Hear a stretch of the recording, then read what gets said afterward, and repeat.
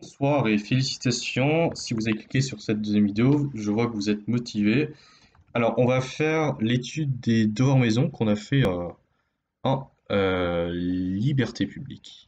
Alors, la première séance, c'était un commentaire de texte. Donc, je rappelle, hein, c'était l'étude des libertés publiques, des droits fondamentaux et des droits de l'homme. Et on avait un commentaire de texte d'Étienne Picard. Donc l'idée qui était intéressante ici à soulever, c'était les deux conceptions que l'auteur avait de la hiérarchie des normes, de la hiérarchie des droits. En fait, pour lui, il y a deux conceptions. Il y a la hiérarchie formelle, d'une part, et il y a la hiérarchie matérielle, euh, substantielle, d'autre part. Alors, la hiérarchie substantielle, c'est quoi? C'est le fait que des droits, en fait, par leur nature même, seraient plus importants que d'autres, ou moins importants que d'autres. C'est son caractère intrinsèque qui détermine sa place, s'il est au-dessus ou en dessous d'un autre. Je vous donne un exemple concret. Le droit à la vie, c'est un droit très important, fondamental. Il est beaucoup plus important que le droit d'aller et de venir. Et c'est ce qui explique pourquoi hiérarchiquement il est au-dessus. La deuxième conception d'Étienne Picard qu'il relève, c'est qu'il y a la hiérarchie euh,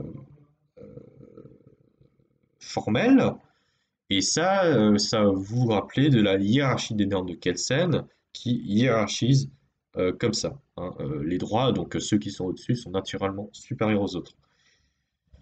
Euh, mais le problème, c'est que on peut pas retenir juste une conception ou une autre.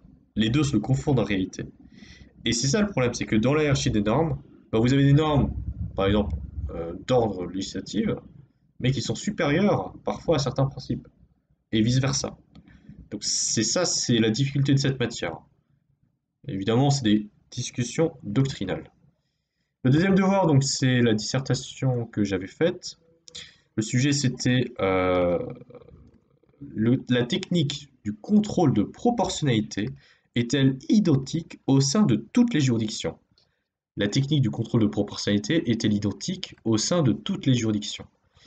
Donc déjà, le contrôle de proportionnalité, bah, on peut le définir comme le fait que le juge contrôle, examine une mesure et il détermine si euh, pour ce droit, un droit a été violé, menacé, est-ce qu'on a porté atteinte ou au contraire, est-ce qu'on peut le valider? Voilà, dans l'ordonnancement juridique.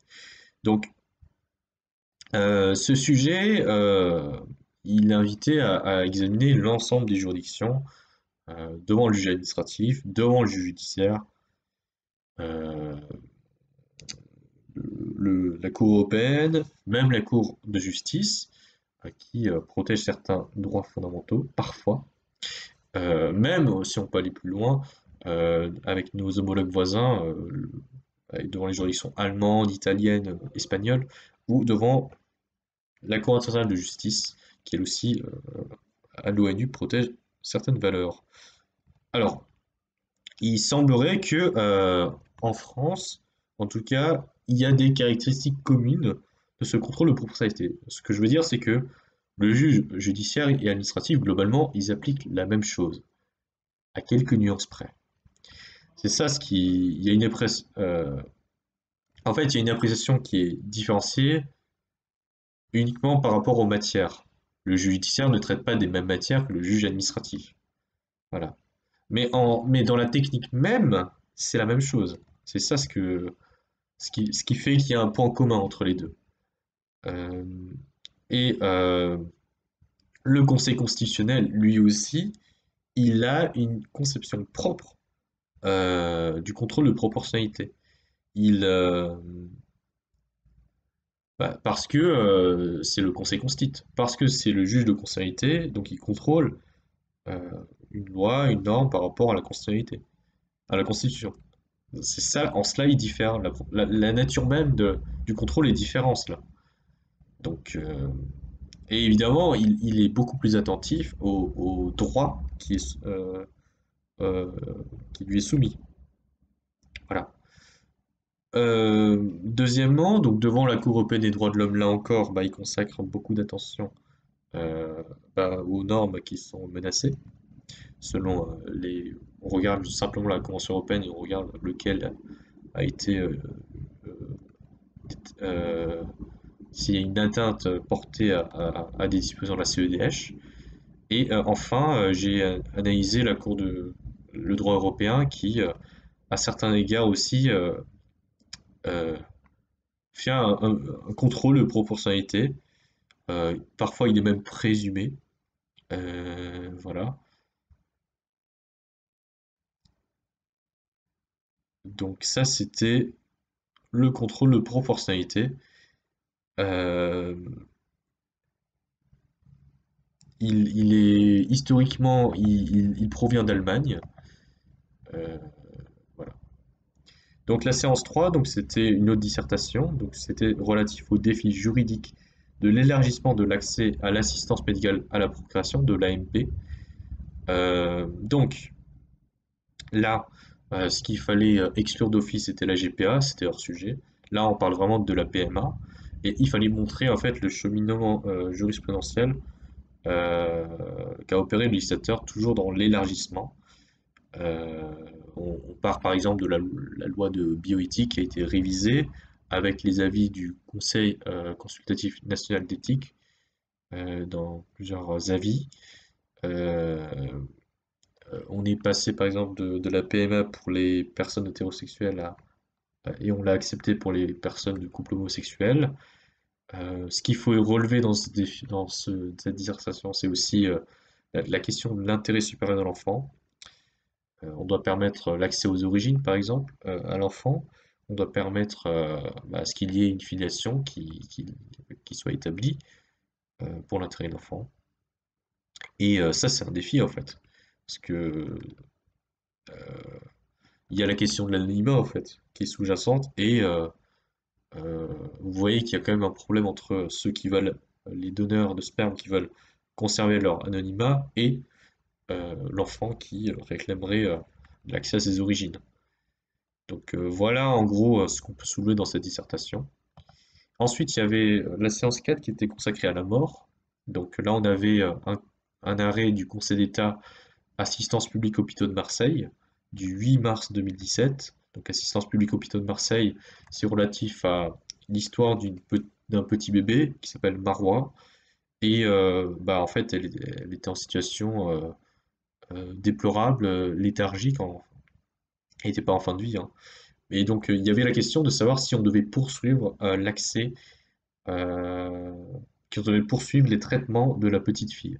Alors, il y avait les parents, d'une part, qui étaient pour le maintien des traitements, et d'autre part, on avait les médecins qui étaient opposés et qui étaient contre, qui voulaient la suspension, et donc la mort de l'enfant, indirectement.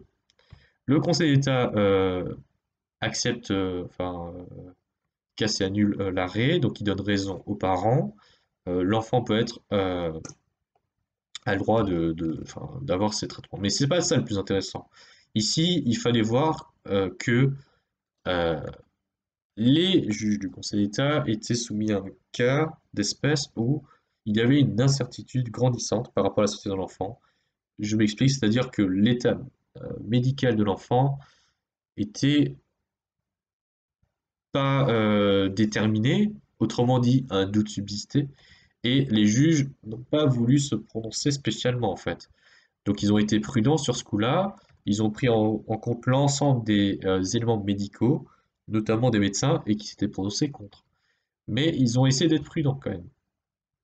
Ensuite, euh, ils en ont profité pour rappeler l'importance de la procédure des soins. Alors, comme quoi, bah, ils sont rentrés dans le détail, hein, que au niveau de la conscience de la personne et tout, qu'elle avait des signes de vie. Bon, bah, ça, c'était des indices qui laissaient, euh, qui laissaient à croire qu'on n'était pas sûr à 100% du sort du petit bébé marois. Mais ce qui est surtout intéressant à relever, c'est la notion de consentement. Alors, il fallait respecter la volonté du patient. Mais déjà, le patient est dans un état où il ne peut pas exprimer son consentement. Et en plus, il s'agissait d'un enfant de bas âge. Hein. L'enfant, le bébé ne peut pas donner son avis. Donc, qu'est-ce qu'on fait? À défaut, on va aller voir les parents, la famille. Ici, ce qui était déterminant, c'est que les parents, l'ensemble de la famille, étaient d'accord. Ils étaient d'accord euh, à la poursuite des traitements. C'est important de le relever parce que dans l'affaire Lambert, c'est l'inverse. Dans l'affaire Lambert, la famille est déchirée. On a le neveu qui s'oppose aux parents. Et ça facilite pas, disons, la prise de décision. Et donc, vous voyez il peut y avoir plusieurs pôles, hein, plusieurs acteurs qui ont des visions différentes. J'ajouterais, mais là c'est un peu du hors sujet, mais j'en profite pour, dans cette notion, de- dans ce chapitre hein, médical, il y a, euh, au niveau des médecins, il faut relever qu'ils prennent leurs avis à la suite d'avis, à la suite d'une procédure collégiale. Donc c'est la réunion d'experts et qui normalement sont censés être d'une autorité. Alors, on voit clairement que dans cette décision, assistance publique hôpitaux de Marseille, ça n'a pas été le cas. On a écarté leur opinion. Dans l'affaire Lambert, c'est l'inverse, précisément. Ça montre bien que dans chaque affaire, là, le contrôle est différent et on évalue par rapport aux circonstances. Hein. Lambert, c'est pas un enfant. Alors, la séance 5, c'était sur l'égalité. Et le sujet, c'était principe d'égalité et discrimination. Donc, euh, l'idée, c'était de montrer qu'il y avait deux visions d'égalité, l'égalité formelle et l'égalité réelle.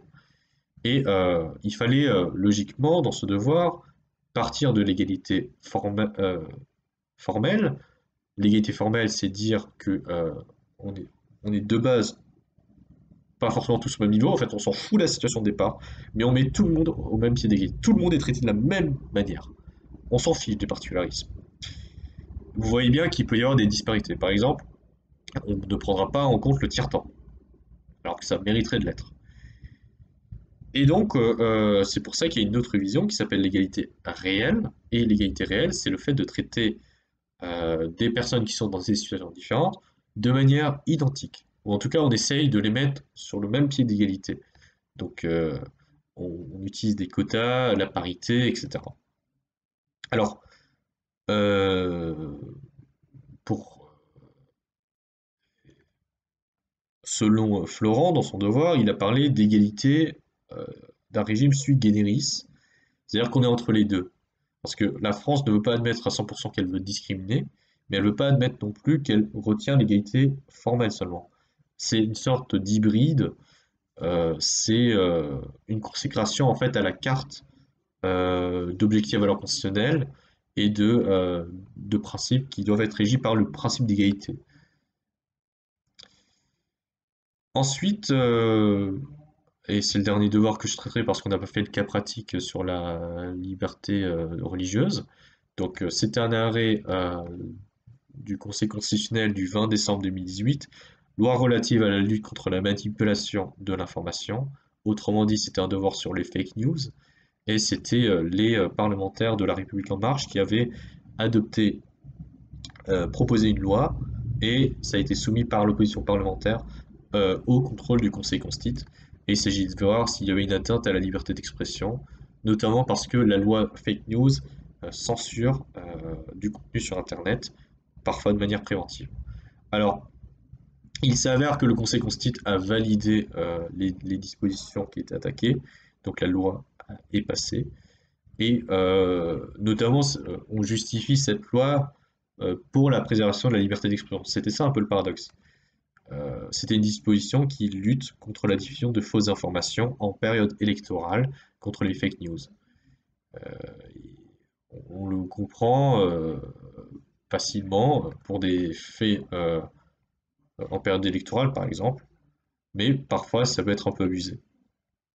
Et, euh, et ce qui a été ressorti de cette décision aussi, c'est que on a donné des pouvoirs à des opérateurs économiques, euh, Internet notamment, il y a des sites Internet qui eux-mêmes sont obligés de censurer des mots, par exemple, qui sont haineux et tout. Et on a aussi les pouvoirs du CSA qui ont été réaffirmés. Donc en fait, on a attribué des prérogatives au CSA et il joue le rôle de contrôle. Donc c'est une manière aussi de... ce sont des garde-fous contre les atteintes à la liberté d'expression. Voilà, donc j'espère que ces deux vidéos vous ont servi et je vous dis à la prochaine.